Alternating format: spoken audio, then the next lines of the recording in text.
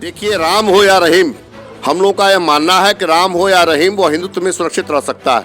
लेकिन जो राष्ट्रद्रोही तंत्र हैं, जो भारत माता को डायन कहने वाले हैं, राष्ट्र विरोधी गतिविधियां अपनाते हैं, गाय और बैल की तस्करी करते हैं, वो गौ माता जो पूरी उम्र भर हमको अपना दूध पिलाती है, ऐसे गौकसी करने वालों का हम अनवरत विरोध करते हैं और करते रहेंगे।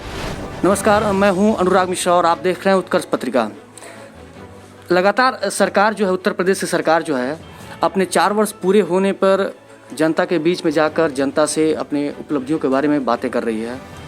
और उत्तर प्रदेश की सरकार अपने उपलब्धियों के बारे में जनता को बताने के साथ ही साथ पंचायती चुनाव के लिए भी सक्रिय हो गई है, क्योंकि पंचायती चुनाव देश और प्रदेश के लिए बहुत महत्वपूर्ण चुनाव है।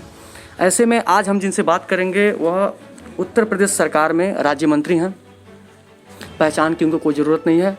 पूर्वांचल में उनका नाम पहले से कद्दावर नेताओं में लिया जाता है, समाजसेवी भी हैं और उत्तर प्रदेश के मुख्यमंत्री योगी आदित्यनाथ के बड़े करीबी माने जाते रहे हैं। बहुत सारे सवालों के जवाब हम इनके माध्यम से जानने की कोशिश करेंगे। तो सर, आप हमको बताएं कि राजेश्वर सिंह हैं कौन? मैं सन 1984 में हिंदू समाज का कार्य हमने प्रारंभ किया। हिंदू जागरण मंच का मैं जिलाध्यक्ष बना और उसके 10 साल बाद मैं पुनः हिंदू महासभा का जिलाध्यक्ष बना और 2020 से लगातार पूज्य योगी आदित्यनाथ महाराज जी के साथ हिंदू युवा वाहिनी का गठन 13 नौजवानों से पडौना से मैंने हिंदू युवा वाहिनी की शुरुआत कराया।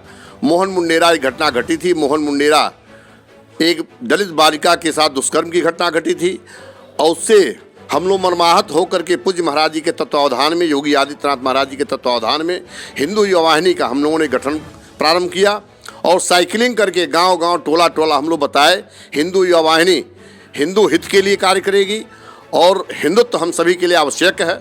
और उसी समय से हिंदुत्व के विकास पर लगातार हम लोग का कार्य अनवरत चल रहा है और आज भी हिंदुत्व के विकास पर हम लोग कार्य कर रहे हैं। तो सबसे महत्वपूर्ण सवाल, अगर उसी की बात करें तो मुख्यमंत्री योगी आदित्यनाथ की सरकार बनती है, वह एक विशेष धर्म को प्रमोट भी करते हैं, उसके पहले भी करते रहे हैं।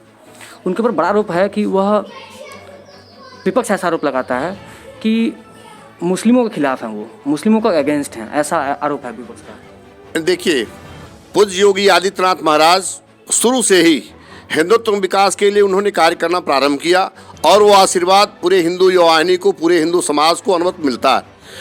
देखिए, राम हो या रहीम, हम लोग का यह मानना है कि राम हो या रहीम वो हिंदुत्व में सुरक्षित रह सकता है। लेकिन जो राष्ट्रद्रोही तंत्र हैं, जो भारत माता को डायन कहने वाले हैं, राष्ट्र विरोधी गतिविधियां अपनाते हैं, गाय और बैल की तस्करी करते हैं, वो गौ माता जो पूरी उम्र भर हमको अपना दूध पिलाती है, ऐसे गौकसी करने वालों का हम अनवरत विरोध करते हैं और करते रहेंगे। इसलिए कि मुसलमान हमारा विरोधी नहीं है, लेकिन मुसलमान में जो कार्य करने वाले हैं पूरे विश्व में, क्यों मुसलमान ही आतंकवादी माने जाते हैं? पूरे विश्व में के किसी भी कोने में अगर आतंकवादी पकड़ा जाता है वो मुसलमान ही होता है। गलत करने वाला व्यक्ति कोई हो, उसका हम विरोध करेंगे और चाहे मुसलमान हो चाहे कोई हो। जो राष्ट्रभक्त है उसका मैं सम्मान करूंगा और करता रहूंगा। आप बीज विकास निगम के उपाध्यक्ष हैं, राज्य मंत्री भी हैं। पिछले कुछ दिनों में कई ऐसे जिलों में देखा गया है कि खाद्य और बीज को लेकर काफ़ी जो है समस्याएं सामने आई हैं। भ्रष्टाचार में कमी नहीं हुई है, ऐसा आरोप विपक्ष का भी है और आम जनता की समस्याएं हैं। वो बीज को लेकर काफ़ी महंगाई बढ़ी है, उसको लेकर सरकार क्या कर रही है आपकी? देखिए, हमारी सरकार खाद के लिए, बीज के लिए, वह दिन आपको याद होगा, पूर्व की सरकारों में खाद के लिए लाले पड़ते थे और हमारे किसान लाठी खाते थे। लाइन लगती थी और उसके बाद भी खाद नहीं मिल पाती थी और लाठी गिरती थी। यह सर्वव्याप्त है, सभी लोग जानते हैं इस बात को। आज खाद समय से मिल रहा है, जुताई, गुड़ाई, सारी चीज़ें, दवा, हर चीज़ समय से हम दे रहे हैं। बिजली चिन्हित जनपदों में रहता था और आज बिजली पूरे उत्तर प्रदेश में 24 घंटा बिजली मिल रही है। जो भी समस्याएं हैं उन पर हम, अब देखिए, बिगड़ी हुई व्यवस्था को दुरुस्त करने में थोड़ा समय लगता है, थोड़ा समय लगेगा, लेकिन जो ज़मीनी हकीकत है उससे हम इतर कहीं नहीं जाएंगे। जो किसान चाहता है, किसान के हित के लिए, किसान की आय दोगुनी हुई है। पूज्य योगी आदित्यनाथ महाराज और पूज्य योगी आदित्यनाथ महाराज की सरकार संकल्पित है और हम लोग मनोयोग से लग करके किसान हित में कार्य कर रहे हैं। सबसे महत्वपूर्ण सवाल जो है इस समय का जो है, जो आम जनता जानना चाहती है, पूछना चाहती है, महंगाई से पूरी आम जनता परेशान है। अगर डेली यूज़ की चीज़ों की बात करें, खाने पीने की वस्तुओं में बात करें, हर एक चीज़ महंगा हो चुका है। गैस पेट्रोलियम के दाम महंगे हो चुके हैं। आम जनता की समस्या सरकार को समझ में नहीं आ रहा है, या फिर सरकार उस पर कोई लगाम नहीं लगा पा रही है। सरकार लगाम लगा रही है। देखिए, आप ही का जिला है, हमें याद है वो दिन मुसहर भाइयों की मौत होती थी और पूरे उत्तर प्रदेश में 9 मौतें भूख से हुई थी और 9 मौतें गौरी श्री राम, बैदौली, भुईसौरा, बकरी फार्म इन गाँव में हुई थी और कोई पुरसहार लेने वाला इस उत्तर प्रदेश में नहीं था। पूज्य योगी आदित्यनाथ महाराज पहले व्यक्ति हैं, उनको मैं पूरी बात बताया और पूज्य महाराज जी का संसद चल रहा था दिल्ली में। दूसरे ही दिन महाराज जी कहे कि मैं राजेश्वर सिंह आज 2 दिन के बाद मैं आऊँगा, और तीसरे दिन पूज्य महाराज जी आते हैं, उन गाँव में जाते हैं, उनकी स्थिति को समझते हैं। मुसहरों के दीनहीन व्यवस्था को सुदृढ़ करने के लिए संकल्पित होकर के उन्होंने कार्य प्रारंभ किया। आज आपकी आय दोगुनी बढ़ी है। महंगाई की जहाँ तक बात है, अगर आय के हिसाब से देखा जाए तो कोई महंगाई नहीं है, आय भी आपकी कई गुनी हुई है और उसके हिसाब से जब आय बढ़ेगी तो थोड़ी बहुत महंगाई भी बढ़ेगी। आय के साथ पहले आय क्या था, इस समय आपकी आय क्या है, आप सोच सकते हैं। लगातार पूज्य योगी आदित्यनाथ महाराज जी हमारे लोकप्रिय मुख्यमंत्री साबित हुए हैं। पूरे भारत में सबसे अधिक लोकप्रियता पूज्य योगी आदित्यनाथ महाराज जी की उत्तर प्रदेश के लोकप्रिय मुख्यमंत्री हैं और उनकी लोकप्रियता बढ़ी है। कार्य के दृष्टिकोण से वो किसान भी हैं, गुरु गोरक्षनाथ पीठ के पीठाधीश्वर भी है और वर्तमान में कद्दावर नेता भी साबित हुए हैं, मुख्यमंत्री भी कद्दावर साबित हुए हैं। अपने कार्य के बल पर उन्होंने अपनी पहचान बनाई है। लगातार 24 घंटे में 18 घंटे वो कार्य करते हैं और हम लोग से भी चाहते हैं कि हमारे कार्यकर्ता, हमारे पदाधिकारी, हमारे मंत्री, हमारे बड़े जो भी मंत्री हैं, जो भी विधायक हैं, जो भी सांसद हैं, वो चाहते हैं कि हमारे लोग भी तन्मयता से लग करके सहृदयता से समाज हित में, राष्ट्र हित में, देश हित में, किसान हित में कार्य करें। और कार्य हम सभी लोग मिलकर के करेंगे, एक रूपता लाएंगे तो पुनः जो आज तक अंग्रेजी हुकूमत हमारा देश झेला, तमाम सारी चीज़ें हमारे देश पर आई, आतंकवाद, माओवाद का समूल नष्ट हुआ है, अराजकता आपके प्रदेश से समाप्त हुआ है। कोई भू माफिया आज के दिन नहीं देखने को मिलेगा, खनन माफिया नहीं मिलेगा। जो बड़े बड़े मठाधीश थे, जो ठेका ले लेते थे पूरे उत्तर प्रदेश का, ऐसे गुर्गे दिखाई नहीं देंगे। इसलिए पूज्य योगी आदित्यनाथ महाराज जी मुख्यमंत्री बनते ही पश्चिमांचल में तमाम ऐसे पुलिसकर्मियों की हत्या हो रही थी, आज उन पर पूर्ण विराम लगा है। कहीं भी किसी भी क्षेत्र में अब गुंडा राज नहीं चलेगा। जो गुंडे थे या तो वो ऊपर जाएंगे, नहीं तो वो जेल की सलाखों के भीतर रहेंगे। यह पूज्य महाराज जी की सरकार ने तय किया है। हर व्यक्ति को जीने और रहने और कार्य करने का अधिकार है। हर चेहरे पर हम लोग खुशी चाहेंगे, हर परिवार का विकास चाहेंगे और उसी तरह से हमारी सरकार भारतीय जनता पार्टी संकल्पित होकर के देश हित में, राष्ट्र हित में, समाज हित में हम कार्य कर रहे हैं।